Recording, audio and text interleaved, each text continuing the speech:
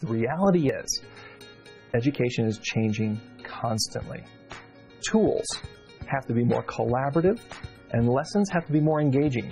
And that is exactly what Notebook 11 is delivering in the classroom.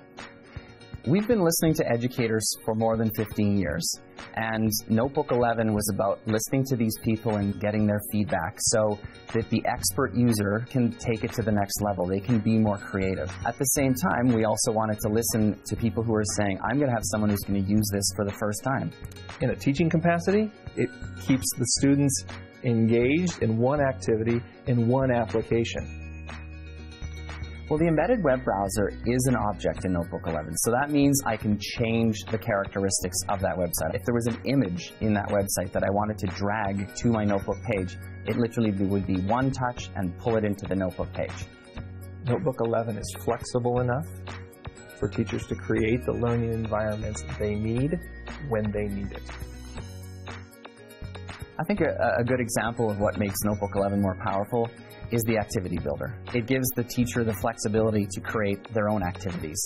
In the past, a lot of these had to be created ahead of time. They had to be created in Flash, or they had to be brought in from another website. But with the activity builder, it puts that power into the hands of the teacher. The biggest challenge for educators today is time. Time is everything. Now we have the ability to record and assign audio to individual objects all directly within Notebook. Well, learning is a personal experience, and so any way that you can be creative on your own and any way that you can actually personalize that experience makes it more meaningful. Well, I think a good example of being more creative in Notebook 11 is the crayon tool. When you bring the kids to the board and it actually looks like and it feels like crayon, it's really an exciting moment for the students. We've introduced something called the Software Developers Toolkit, or the SDK.